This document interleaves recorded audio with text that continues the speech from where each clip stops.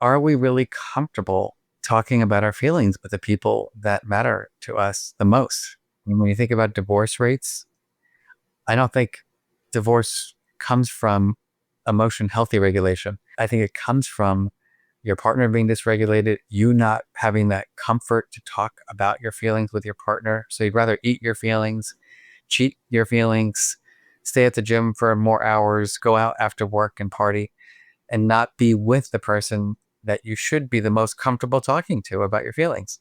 But somehow or another, we're afraid to do that. So afraid of what I will say will negatively impact my relationship, that they won't love me anymore or trust me anymore or want to be with me anymore. I'm just giving you an example in relationships, but I do think it's a big deal for parents and children, for partners, lovers, friends.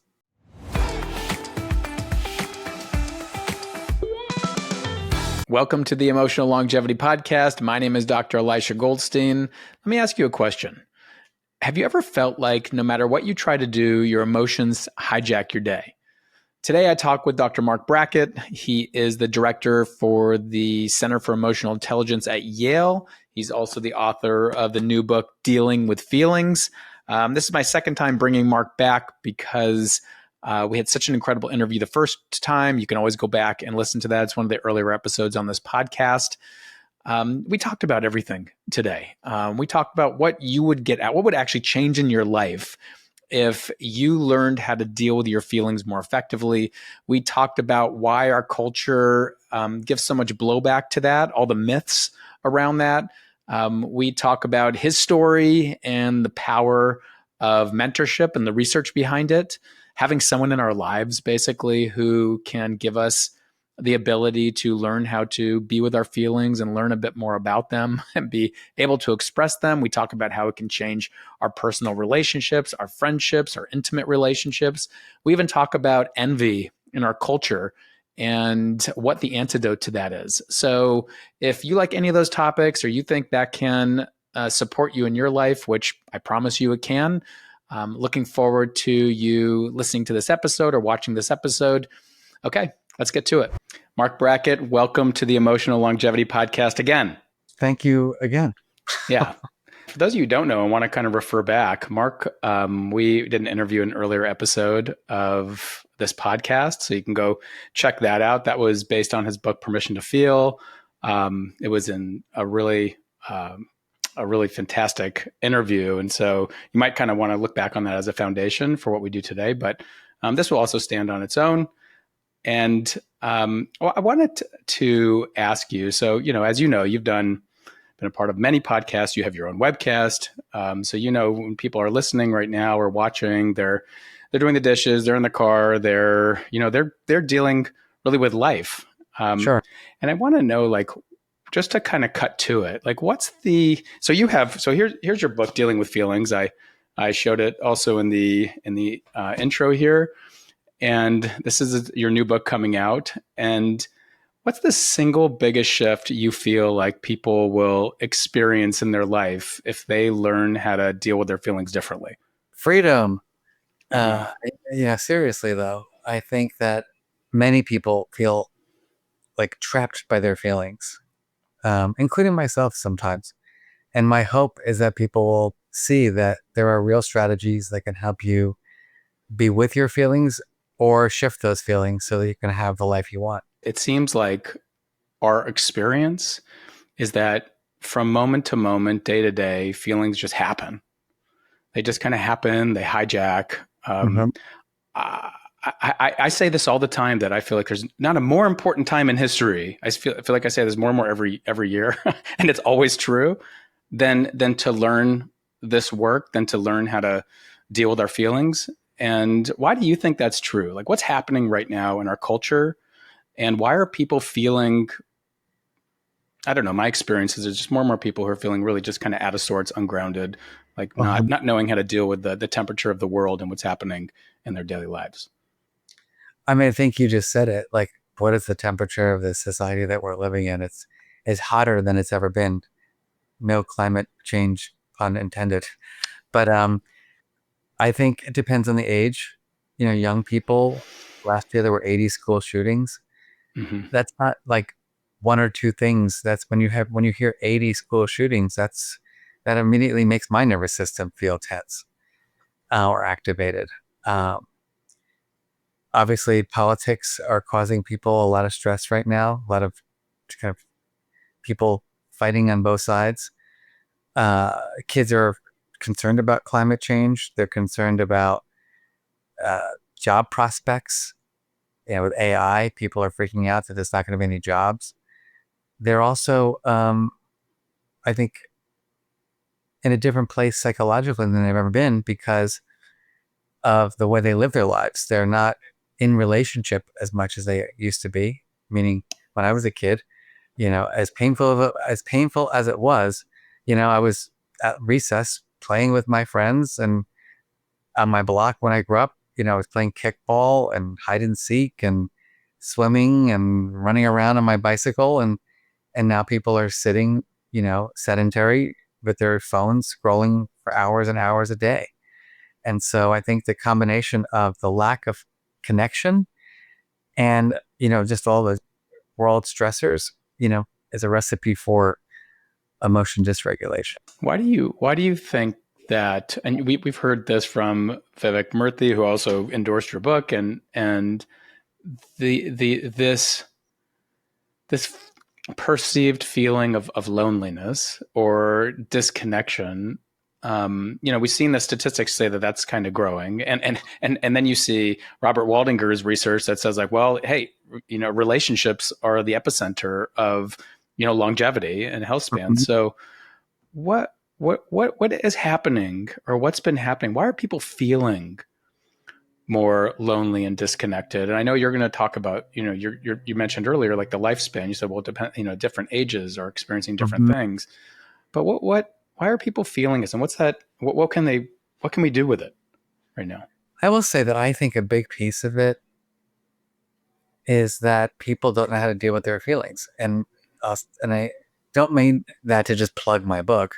I mean it in the sense that Well, it's a good phrase. It's a good phrase. It's very apt, right? You kind of just say what it is right there. Yeah. I like to be straightforward. Permission to feel. Yeah. Feeling the feeling. Yeah. Yeah. Whether it works or not, I'm not sure, but it's like what you see is what you get. But the issue for me, and even in my own relationships, is that are we really comfortable talking about our feelings with the people that matter to us the most?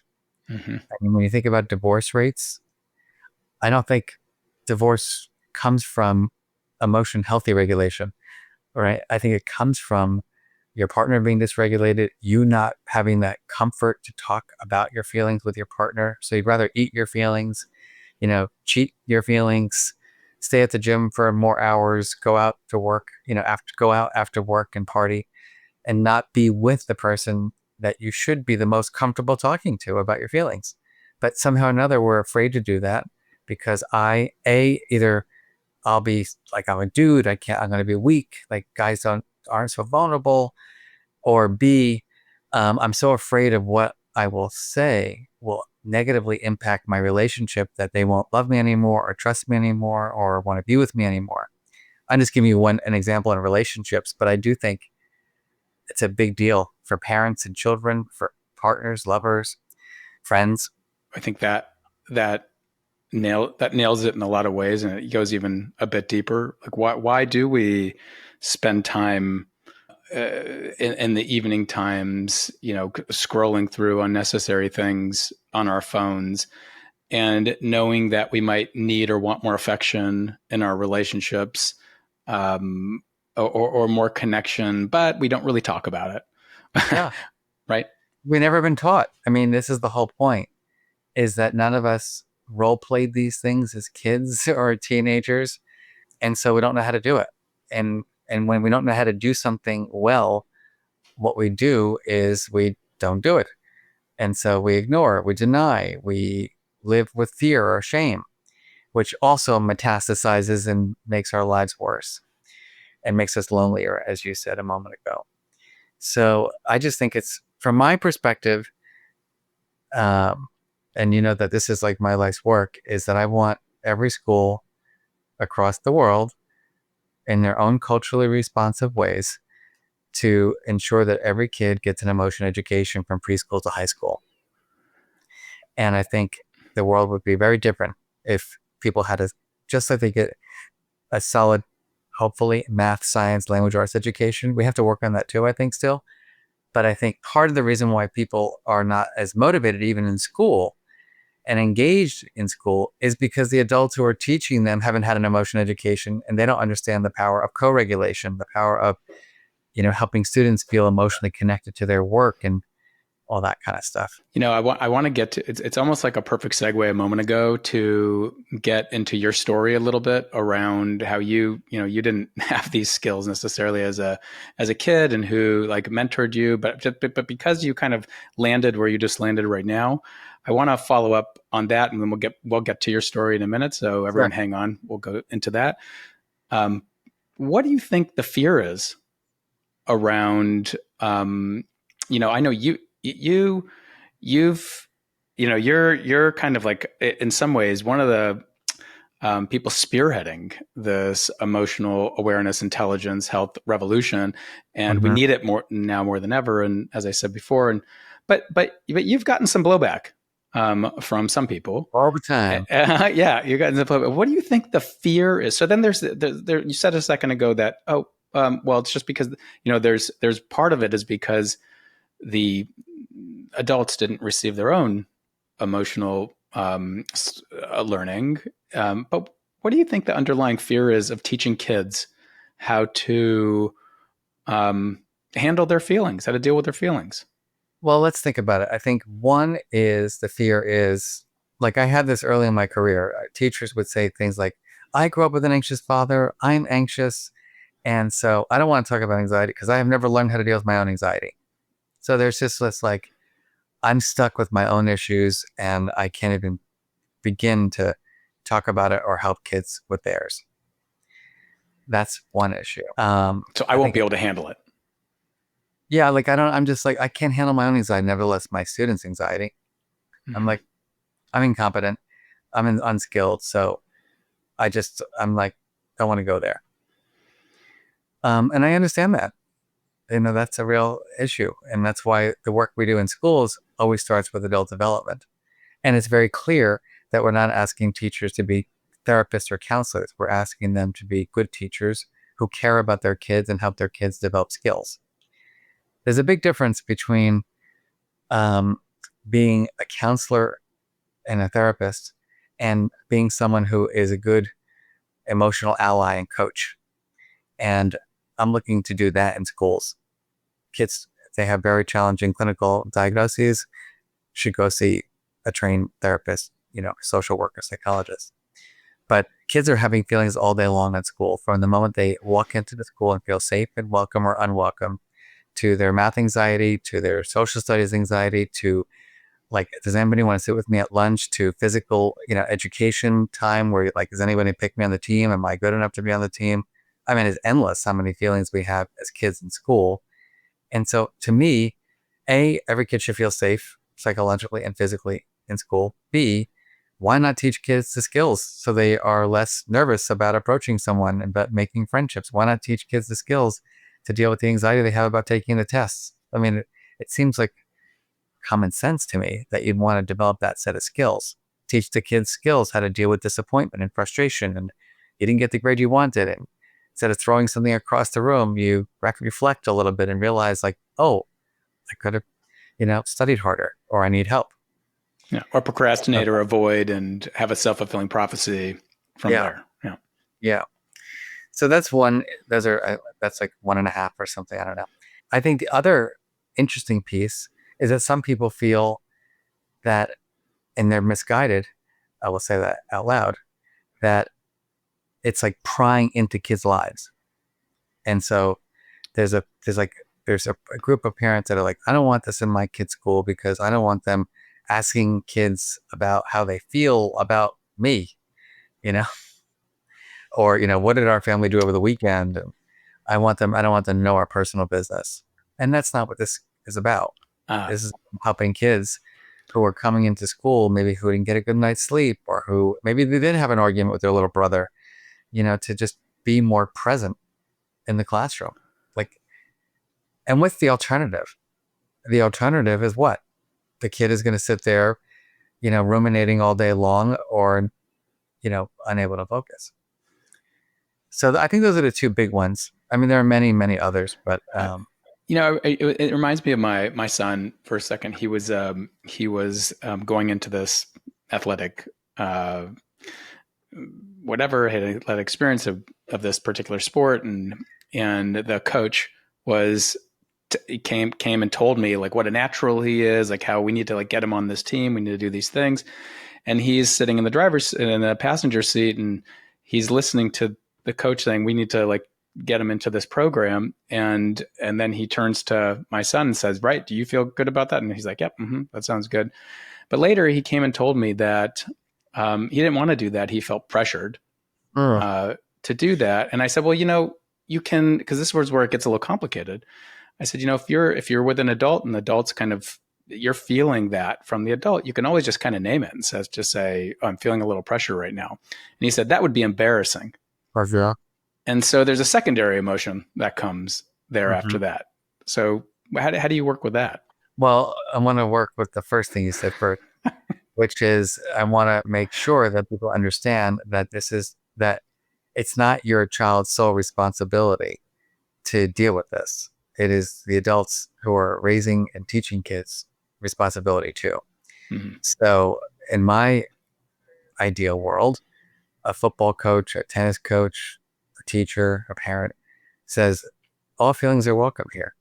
Mm-hmm. And if I'm asking you to do something that's uncomfortable, let's talk about it. It doesn't mean you're not going to do it.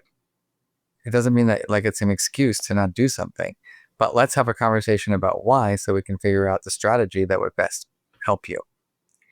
I don't know if we're doing that enough in schools and homes and when, sports teams and after school programs, where it's clear to the child that the adult is not going to judge them and not ridicule them for asking a question or sharing how they feel. Yeah, I mean that would be if that was kind of a universal approach that adults. And by the way, as everyone who's listening or watching right now, you could see what I kind of like did. I was using part of the podcast to get coaching from Marc around my work with my kid. But so I also wonder whether some parents some of the blowback comes because there's a fear around emotions being kind of squishy, or right around it, like, oh, you're going to make my kid. The kids are already coddled enough. They're already soft enough. They don't have the grit to kind of, Yeah. By the way, speaking of grit, Angela Duckworth, also endorsed dealing with feelings, but grit. So I know that you incorporate that. So what do you say to that? Because I have to imagine that's part of it. Like, oh, you're going to make my kid too soft. I would say, tell me what you think about that. Let's do a role play now, Elisha. What makes you think that teaching kids emotions and how to deal with them is soft? I'm really curious. I think if they just kind of like are feeling all the time, they're just going to be like kind of emoting, and they won't be able to think critically. And they're just going to be, I'm sad. I'm happy. I think you're encouraging these feelings. And the world's not like that.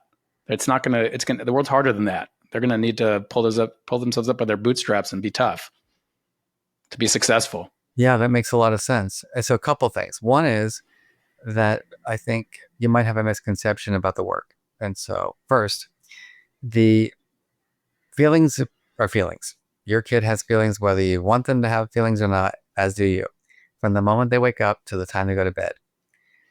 For the most part, our feelings don't need to be attended to.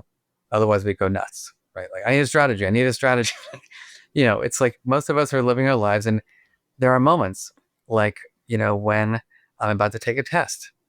There are moments when I'm on that football field. There are moments when I'm seeing someone be unkind to someone else in our lives, where we have stronger feelings, and those feelings need strategies. I'm just curious, do you think it would be helpful if your son were feeling anxious right before a test if they had a way to kind of calm themselves down so they could be more focused. What do you? Yeah, I guess that would be helpful. Yeah.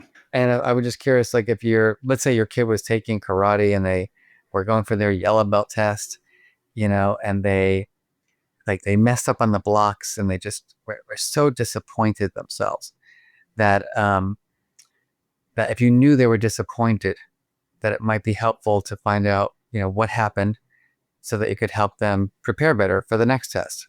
What do you think about that? I don't know. I think they just need to be told by their sensei to, just buckle up and push through it. Yeah, and some people do think that, but then there's no real feedback. And so when you think about it, like with the karate example, if we don't really have the discussion about what went wrong, and you don't know, for example, that your kid just didn't really do his blocks properly, and that's the reason why he failed the freaking yellow belt test, having that conversation might be helpful. So that way, kind of you can pinpoint exactly, what needs attention so that the kid can do better next time. Does that make any sense? Yeah. So there's more learning that can come from that. Yeah. And how many of you think, how many of you, I'm talking to the audience. So by the way, because Mark's so used to speaking on stages too to so many people, right? And now I'm just going to go into presenter mode and hello, everybody. But I think this is helpful for people because it's like, I'm not doing therapy, right? We're just having a conversation and I'm trying to let you see that, that the work in social and emotional learning or emotional intelligence is not about kind of soaking in your feelings all day long. I will say to the camera, that is not helpful. You know this. You're a psychologist. We don't want people sitting all day in school or anywhere ruminating and saying, I'm feeling sad, nobody likes me. There's nothing helpful about that for people's well-being, relationships, decisions, performance in school and work. But some kids like myself, just to let you know, because I was terribly bullied in school, and I did have someone say, toughen up. And I'll just be frank, it did not work because I didn't, what does that even mean to a kid who's being bullied, who doesn't have the power to stand up to the kid who is bigger and more powerful and has more friends?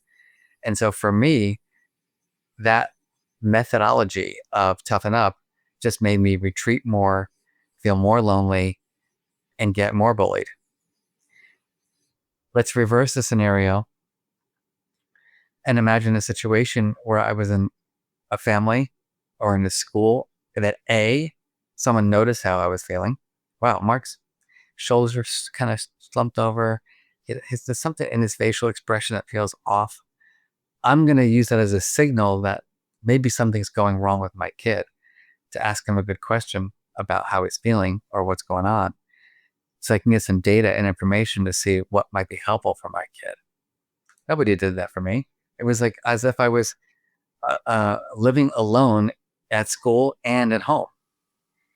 And because of that, I suffered. And by the way, for those of you who don't understand the role of emotions in like academic performance, which is so important, my brain and other kids' brains, whether mine is an example, of abuse, bullying.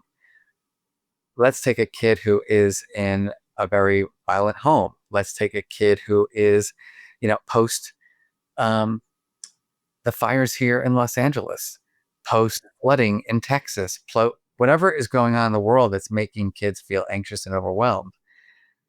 What their brains are doing is trying to solve that problem.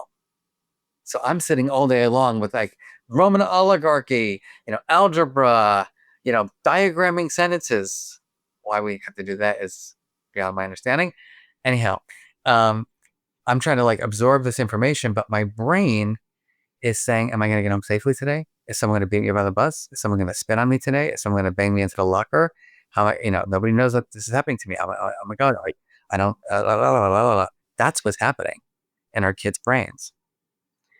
And so for a parent that would not have compassion for that, or a teacher, I don't understand that, because the only way to help that child is to attend to their emotion state, help them help them regulate, and also change the context. That was a Prior to that was a lot, but I hope that was helpful. prior to getting into this field as a psychologist, in my early 20s, I was in the corporate world and I was in sales, and so I learned like how to sell. It was long distance lines at that point, but to different corporations, and I learned in that first you want to hear from the person like what they're really wanting, and then we can come with the response.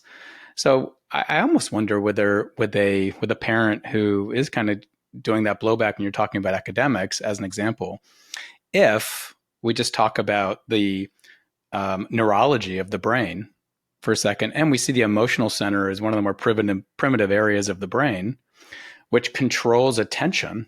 Which there's so many examples that if you're under distress, it's gonna be really hard to sit in a classroom and take in information and process that information to be able to then do it on the test.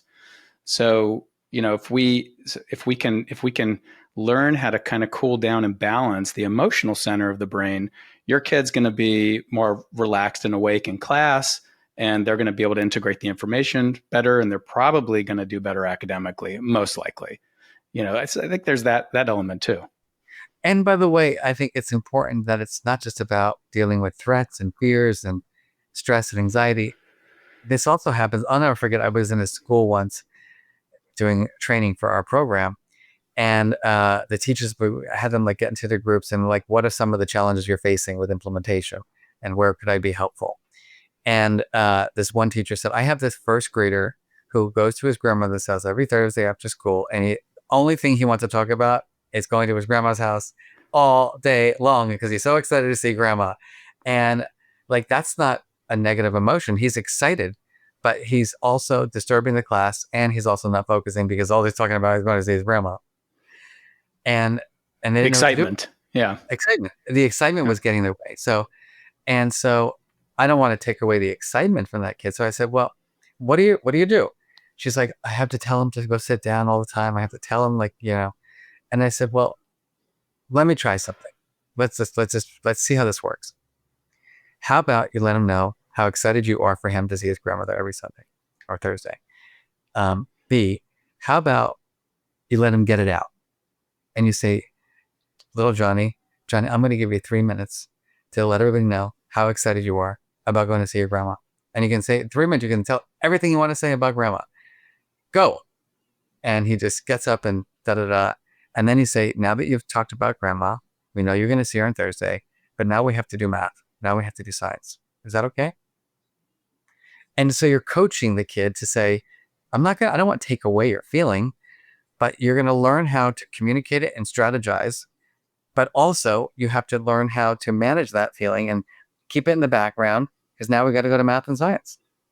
I think that's pretty important skill building that every parent would want for their. So break that down, what you actually did, because in Permission to Feel, you talked about the ruler framework, and in Dealing with Feelings, you're talking really about that last R, the and then so you kind of like mentioned stuff about co-regulation, regulation, and that. Break it down, like how does that work? So like someone that's listening right now can say, okay, I see the steps of what Marc just told me, and I can begin to apply this to my life. Well, this is like, I'll be your guinea pig. Sure. I'm happy. So you're kid, happy to do that. And you're like, I can't wait to go see grandma, whatever. Make whatever you want. Yeah. I get excited. I can't wait to see grandma. I can't, I'm so excited. Her Luxion Kugel is so good. And so I got the Kugel. I can't wait to eat the Kugel when I get there. And so I just like nobody else's. Yeah. Well, Elisha, I love Rugelach too, and I love Kugel too. Gosh, my grandma doesn't even make me Rugelach, so I'm jealous. But I think it's so cool that you're excited to see your grandma, because it's great to see grandmas. But remember, we got to really right now we're going to go on the carpet and we're going to do our kind of reading. And I really want you to learn the story of Angie in the book. Oh my God, my grandma reads to me too. And some of the books that she reads to me are some of the best books I've ever read. Have you ever read that book about the choo-choo train and the I have. And so thank you. I'm so happy that your grandma likes to read to you too. But right now, what my goal for us, for everyone, including you, is for us to go sit calmly on the carpet so that we can learn about this book that I'm going to teach you. So I want you to know that I'm very excited that you're going to see grandma, and you can hold it inside for now. We can talk about it later if you like. But for now, I'm going to ask you to sit quietly on the carpet so that we can read together, because this is a really great story and you're going to love it. Does that sound okay, Elisha? I'll try. Okay. That's all we can ask for. So let's take some breath. How about we take a few deep breaths together to just calm ourselves down? You know how to breathe. We've done that before. And I want you to remember that you are going to see grandma. She's there. She's waiting for you. It's so exciting. But that's not till later today. So we're going to remember that we're going to see grandma later. And then we're going to come back to class. And now we're going to do this piece of learning. Okay, come on, let's go. I'm not a magician, but I am. It's a little bit of coaching. It's a little bit of showing empathy and compassion. It's not dismissing, and it's being clear about what I'm asking you to do and why I want you to do it. And I think one thing that I noticed from what you were doing was, in a lot of emotion regulation strategies, the first step, as in the ruler framework too, is to recognize, right? Yeah. So you're naming the feeling. Oh, you're so excited. I could see you're naming the feeling for him. Well, I don't want to ever name feelings for. Okay. I am making my best guess based on your behavior, based on what you're telling me, and I'm kind of confirming in that conversation that it's excitement. For this particular piece, the excitement is getting in the way, and so of your learning. And so now that we kind of know it's excitement, and I know because I've been trained in emotional intelligence, that excitement causes our brains to kind of like ruminate in a different way, like think about all the possibilities. I'm going to do this. I'm going to do this. I'm going to do this. I can't wait to do that. It brings us into the future, not the present. I know that because I've been trained in emotional intelligence as the parent or teacher. And I know that's not going to be great for the kids focusing in my classroom. And that being calm and content and peaceful and relaxed is. So I got to figure out, how do I go from that yellow and the moon meeting to the green to achieve the desired academic goal? Taking a quick break here. If you're enjoying this conversation, I'd love to invite you to join my free newsletter. Every week, I share practical insights, tiny shifts, or emotional pivots you can make in your everyday life for your emotional health, and simple practices to help you build emotional resilience without the overwhelm. And when you sign up, you'll also get instant access to free guides I've created, like 5 AI prompts to ease anxiety and 4 steps to process difficult emotions, and more to come. It's the best way to stay connected, get my latest tools, and create a healthy inbox that supports your growth. Just head to the show notes, join the newsletter today. All right, back to the episode.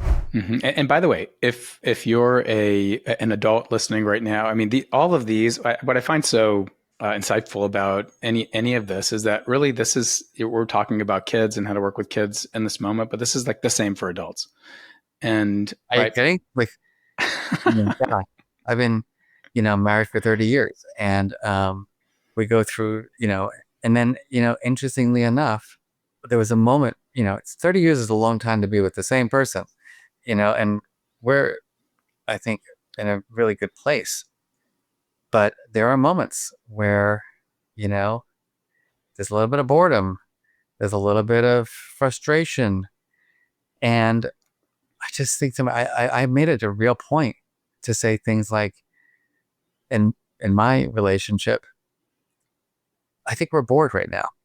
So why don't we do something fun together? Like, can we just go do something? Like, why are we both sitting here on the couch looking at our phones? This is ridiculous. And I just feel very safe and comfortable to just say that. Or when I'm the driver and my partner usually sits, say in the passenger seat. I'm like, just because I'm driving and I can't look at my phone doesn't mean you can look at your phone the whole time. So can you just put the phone down and let's have a conversation? And vice versa.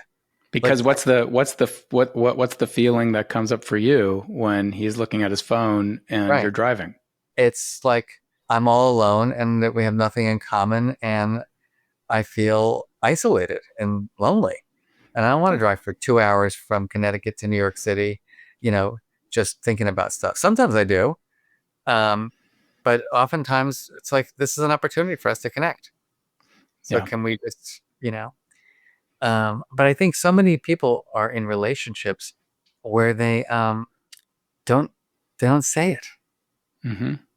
And it's because they're afraid they're going to insult the person, or the person's going to be reactive and retaliate. And that's never, how can we get through life if we can't be authentic about how we feel in the moment? Yeah, I think a lot of well, first of all, I just want to name a difference between what you just said by being on the couch and looking at the phones. You said, I think we're bored. If you would have said, I think I'm bored right now, I think the reason maybe someone might hesitate to say that is because if there hasn't been a discussion around emotions that much Yeah. in the relationship, the person might be offended. You're bored with me, and who knows if there's a reactive spark in that relationship that could spiral if there's not a place to catch it. Probably wouldn't even say I think we're bored. I made that in that moment. I probably would say something like, it's 7 o'clock, you know, I'm not really feeling like going back to my computer and doing email and working tonight. It looks like, you're just, on the phone. How about we play a game together? How about we do something? How about we go for a walk? How about we, talk about something? I think I'm craving connection right now. Yeah, or underneath boredom is there it is. So I think that's the piece right there. Underneath boredom is typically some kind of restlessness or anxiety or something like that. And that last piece that you got to about landing on the need that you have too. I think I'm feeling this way. I'm really, you know, needing this, Well, and I right? think going back to like you're getting these dopamine hits from the technology. And so Mm. it's like whether you're looking at pictures of attractive people or products or funny videos or whatever the heck it is, like that's addictive. And you can't get, like, I can't be that entertaining for my partner with a swipe. It's like next, next, next, next, next. Mm-hmm. So, uh, yeah, like act now. That'd be exhausting. I don't know how and you're just there. Yeah. Exactly. Yeah. But in the end, it doesn't, generally, people do not feel more pleasant emotions at the end of that experience, whereas they do report more pleasant feelings at the end of the connection experience. Oh, yes. And that flows with all of our experience, and it flows with all the research and science that's out there around that.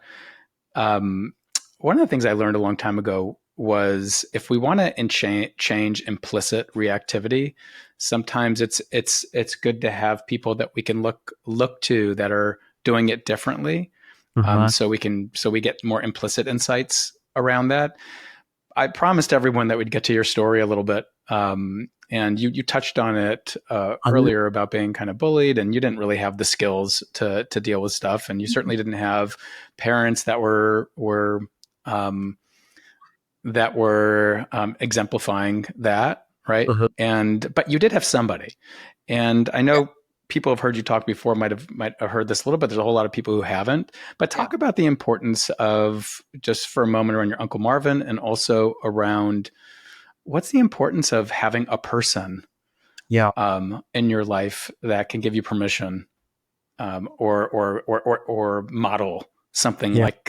like that emotional awareness and Yeah. regulation. Well, I had this pretty tough childhood that included abuse, sexual abuse, and bullying that went undiscussed for about 5 years of my childhood.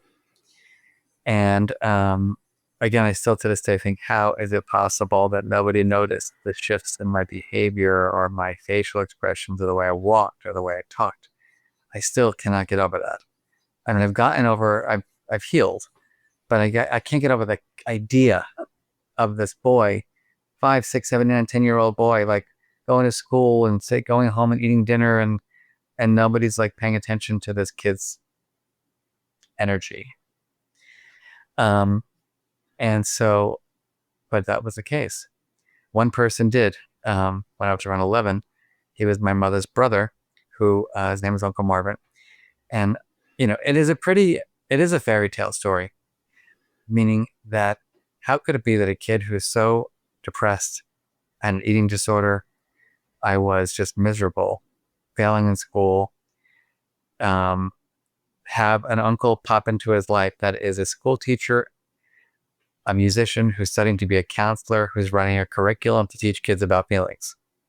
I mean, it's pretty remarkable, to be honest. And I feel so blessed that that was my gift during the pain that I was going through.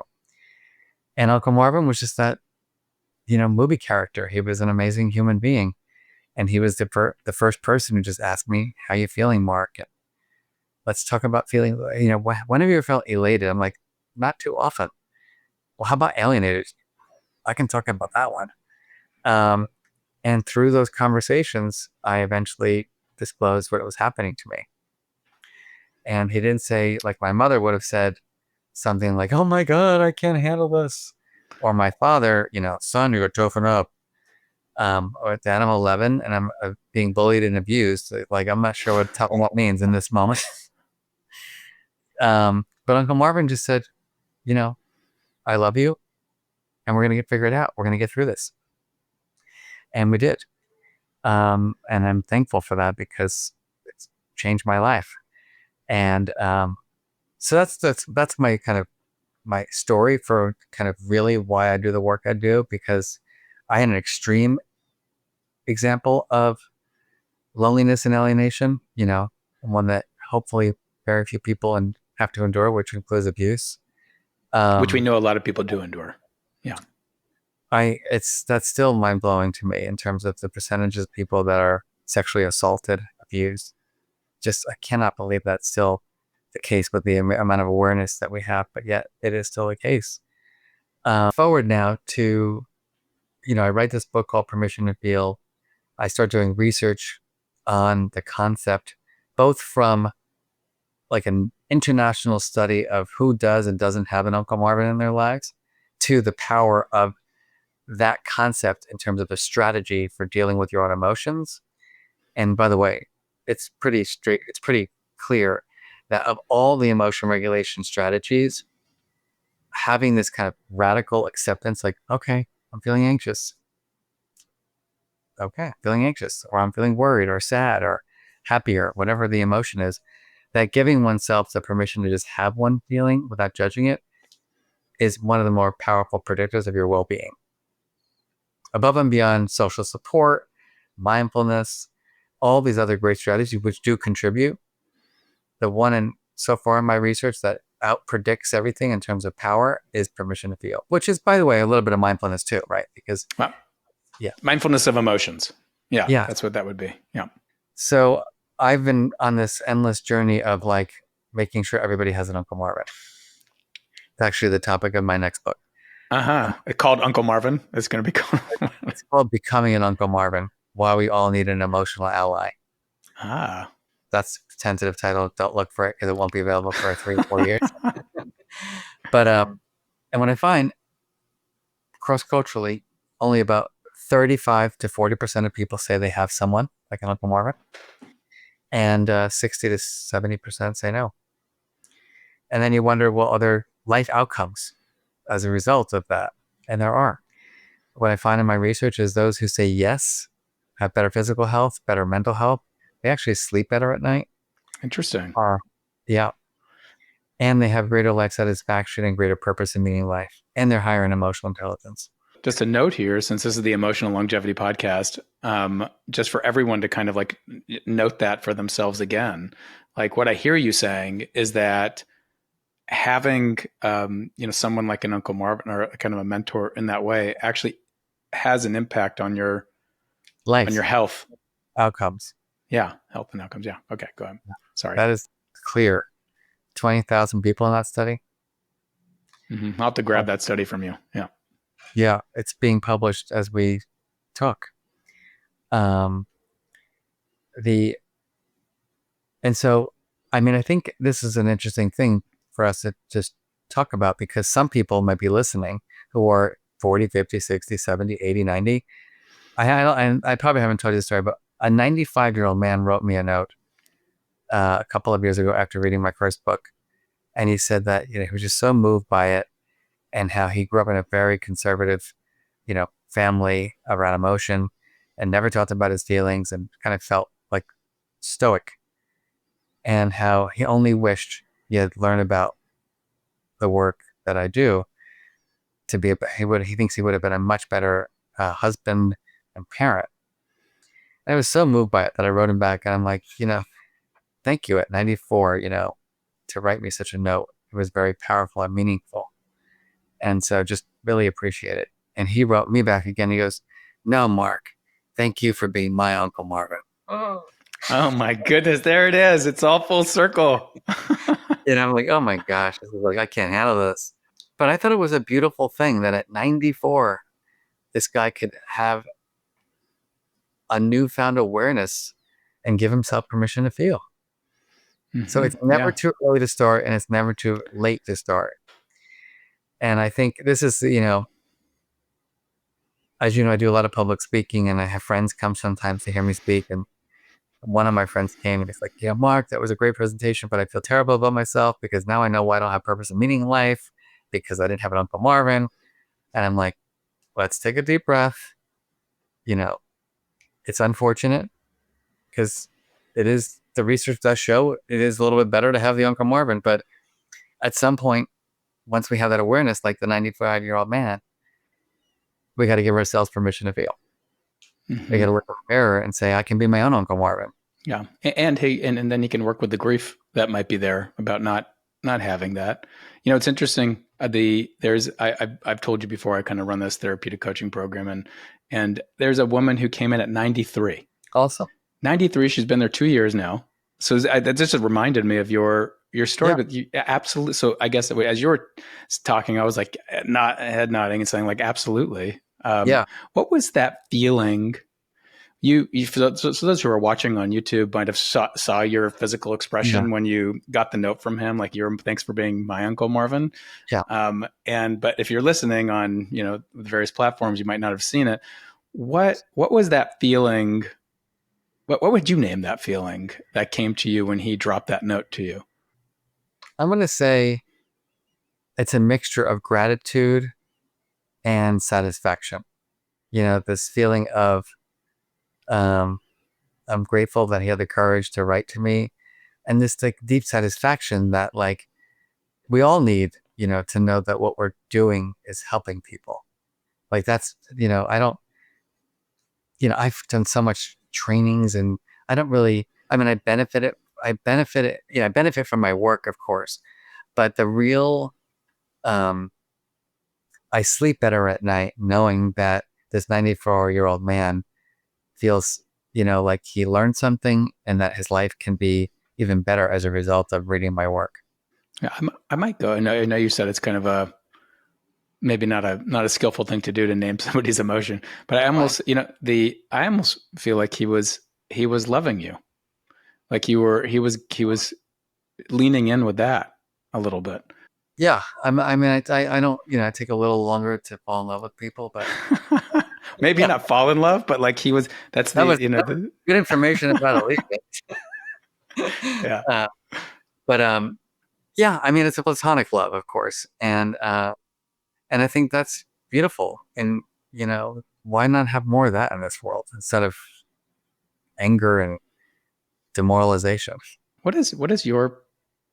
You're like all of us who are teaching the works that we're doing. We're doing it in our own fallibility.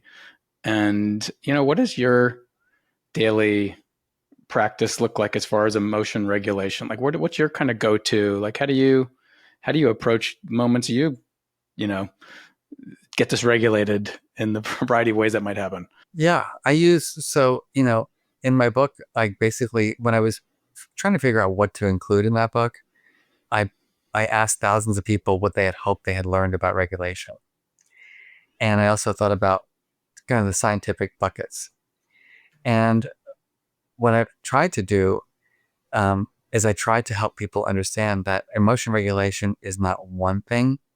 Even for one single emotion, we're using multiple strategies to regulate. And so There's prevention regulation, which is I try to get good sleep. I didn't get good sleep last night. I woke up at 4:30 this morning and was like, let me start work. Ugh. Mm-hmm. But I did. And I could, punch myself for that. But I Sometimes was like, preparation helps us relax. Yeah. yeah, but I was determined, and this is like the addiction thing. I was determined to just go back to sleep, but instead I picked up my phone. Oh, yeah. And then my brain got activated. Um, I try not to do that. And I've made a commitment to keeping my phone away. I'm in a hotel now, so I failed. But I do work out. Exercise to me is an absolute must. I have never Mm-hmm. felt better physically in my life. And I joked about this. Maybe you'll appreciate this. Like when I was writing my book and I had days where I could really spend days writing, but I would get blocked. I would be like, blanket. I'm like, I can't get a word out. I'm going to the gym. And I would take that hour and work out. And I'd always come back ready to write again. Instead of just like trying harder and trying harder, just give yourself the break. Boom. The physical activity releases endorphins, other things, helps you, just reset. Blood flow. Yeah. Yeah, all that. So physical activity to me is very important. I am a person who has given himself permission to feel like it's Mark. Okay. Like you don't want to be embarrassed, but you are. So get over it. It's okay. You said something stupid. Everybody makes mistakes. And that's the self-talk cognitive strategies that I use a Mm-hmm. lot. One of my favorite go-to strategies when I'm really in a bad place is I say to myself, Mark, this feeling isn't permanent. And it just is very relieving for me because it reminds me that, and it's like hard in that moment because when something like somebody says something that's not kind to you, or you feel like you messed up, the tendency is to have that negativity bias of like, I am a loser and this is never going to work out. And I'm like, Mark, do you know how many times that you've said something stupid publicly? Like thousands. And, you get over it pretty quickly. So remember that, like, this is impermanent. Just like you missed a flight, it sucks, but like it's impermanent. And so and then I have a board of advisors, as my friend Ethan talks about having that board, or, I call them my emotional allies. Yeah. So I'm like, These are real people you're talking about, not like a board in your mind. no, they're real people. And there are different people for different emotions. It's funny. I feel very blessed that like just a lot of good things happen, get to meet people like you. I get to do, I get to be in television shows and, I get to share my research with, big stages. And I sometimes feel like a lot of pride and a lot of excitement. And I found that I can't share that with everybody Yes. Right. because people can't either relate or they feel envious, or I'm afraid they're going to feel bad about themselves because I've achieved a level in my career that then maybe they want. And I mean, it's complicated. And so I've found those couple of people who, just they they love to talk with me about my achievements or my pleasant experiences. And then I have people, if I'm anxious, I can talk to those people. And if, I'm feeling disappointed, I talk to those people. If I'm angry, I have another group of people. Um, and I find that some people are better at helping me deal with different emotions. So it's like a Mm-hmm. nice That's little, interesting. yeah. Not everybody's good for everything. You speak about emotion granularity, the idea of identifying specific emotions, and in this case, it's like there's a relational granularity in some way of like different people are. Some people will get something out of celebrating your good moments, and meaning that's also a known.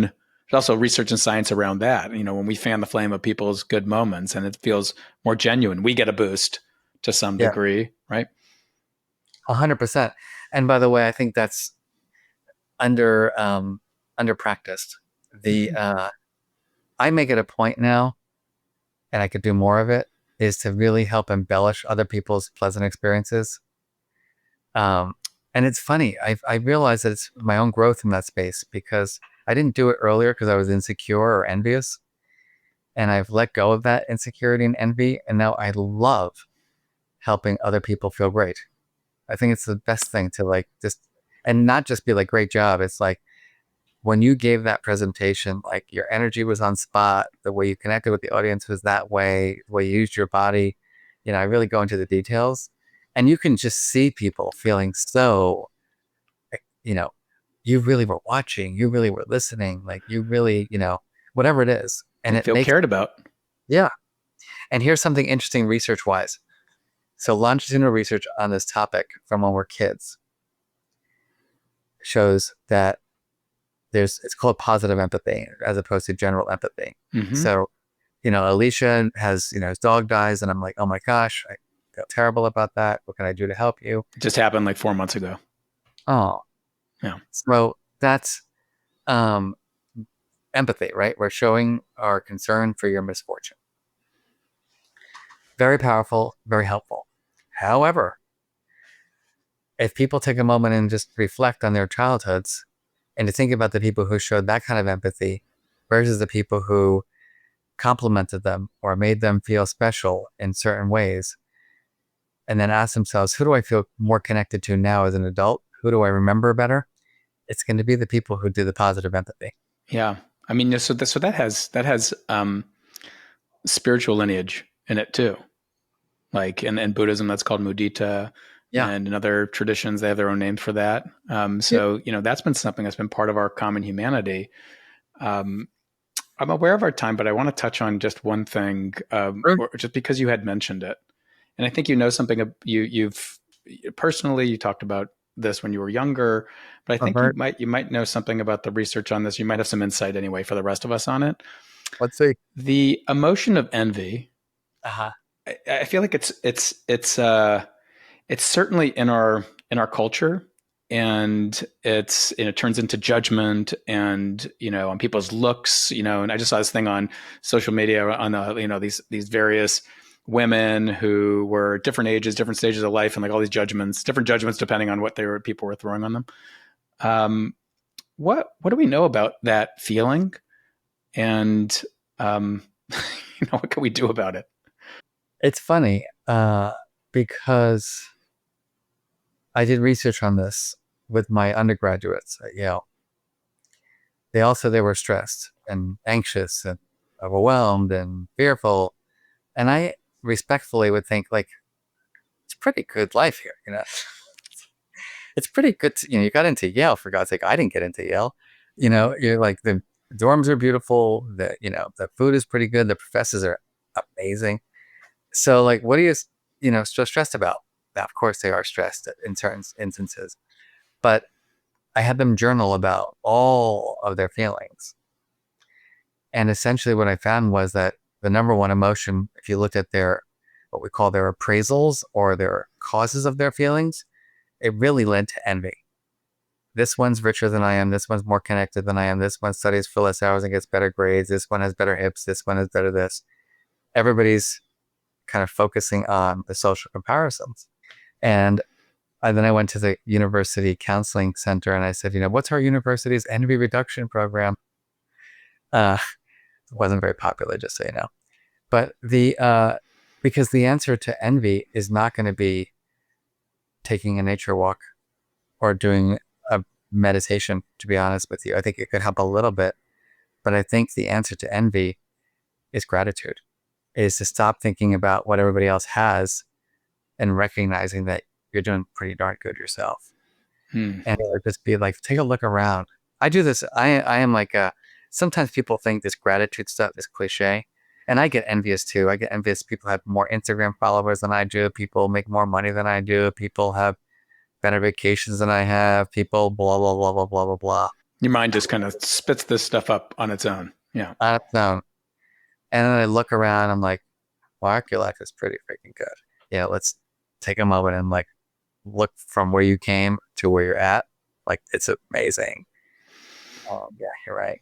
And I try to help my students stop focusing on everyone else's success and everyone else's power and everyone else's whatever, and just take a moment and recognize that you got a lot to be grateful for. So I think that's a major antidote to a lot of the kind of strong, unpleasant feelings we have. Yeah. Um, there's a name for this strategy. I don't remember where exactly it comes from. You might know, or I don't know. Called the reverse bucket list. For sure. So the revert, you heard of this? So the bucket list is like what do I want to do? What are the things I want to do in my life? But the reverse bucket list is a little bit more like what you're talking about, which is looking back and saying what have I done? For Like sure. what are all the cool things that I've accomplished or that I've gotten to do in my life? For sure. And so it's reversing it so that that natural like appreciation and gratitude arise. I just thought it was cool because they give kind of a name to it. I don't know if it comes out of cognitive behavioral therapy, acceptance commitment therapy. I'm not quite sure who named that, but yeah, reminded me of that as you were talking. Yeah. I mean, there's lots of these little tricks and hacks to help us get out of that, you know, um, you know, place of whatever the emotion is. For example, when I'm angry, like gratitude does not help with anger. This doesn't make sense. It doesn't really go. It's not the opposite, right? So with anger, my go-to strategy, because I mean sometimes I get angry at like real angry things. That's very infrequent. I get angry at like dumb things, and my go-to strategy for that now is like, Mark, you got bigger fish to fly. It's like Uh huh. it's like let it go, Mark. Like really, and I just talk to myself as if I'm like I'm showing empathy for myself. Like, Mark, let it go, Mark. This is not important. This is like you're showing up like your daddy. Let it go. This is where so the understanding. This is where this comes from. Yeah.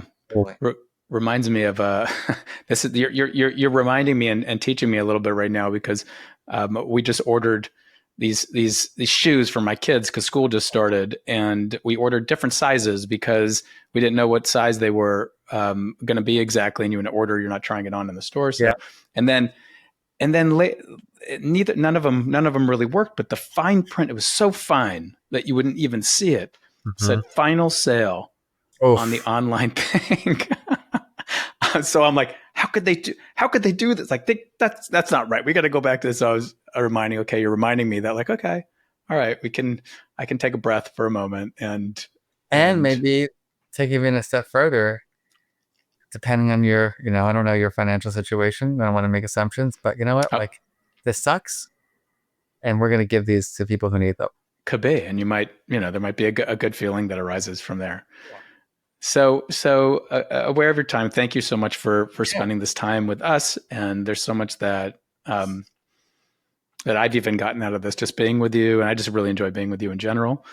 Me too. Um, if just to kind of wrap it a little bit, if you were, some people are listening right now. Like I want everyone to imagine, and you can imagine too, that we're kind of sitting across the table from everyone, or you are, and what would be the one thing you want people to kind of take away from today when it comes to dealing with their feelings? I think the one thing I'd like people to take away is that it's a learnable skill that needs practice and refinement over the course of our lives. And I'll add one more thing because I can't just do one thing. Uh, I had an epiphany writing this book that we have to, like, how people when they have a career, like, you see yourself as a skillful psychologist, right? Would you say that's true? In my good moments, yeah. Yeah. Well, what if you saw yourself as someone who was emotionally intelligent? What if your identity shifted to someone who is, I believe in my ability to deal with my feelings and I have the skills to do it? I think that would make a huge difference in the way people show up and the way they deal with their own feelings. Mm-hmm.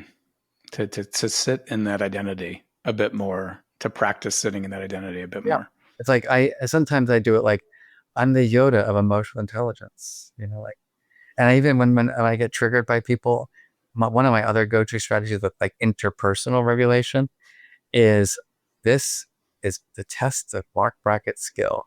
This is like, thank you for triggering me because I am going to use everything that I know to make this work out in a way that's going to be beneficial for me and to teach you a lesson.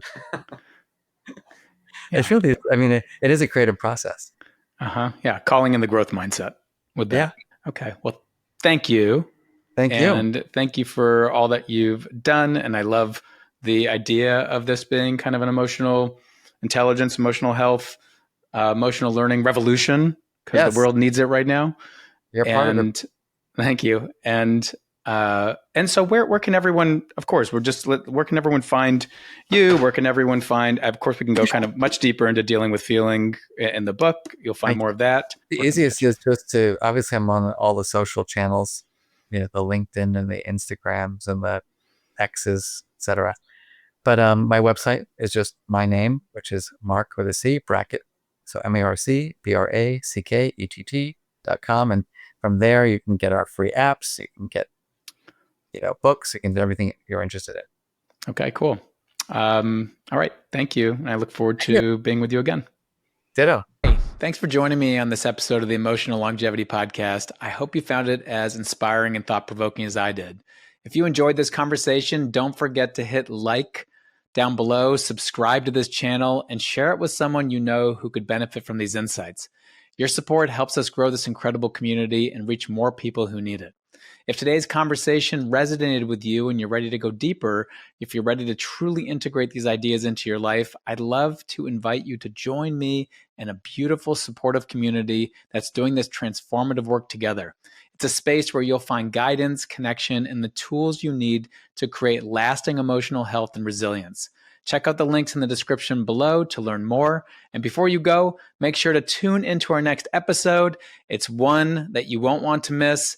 Until next time, take care of yourself and remember, emotional health isn't about just feeling good. It's about building the foundation for a longer, healthier, and more joyful life. I'll see you soon.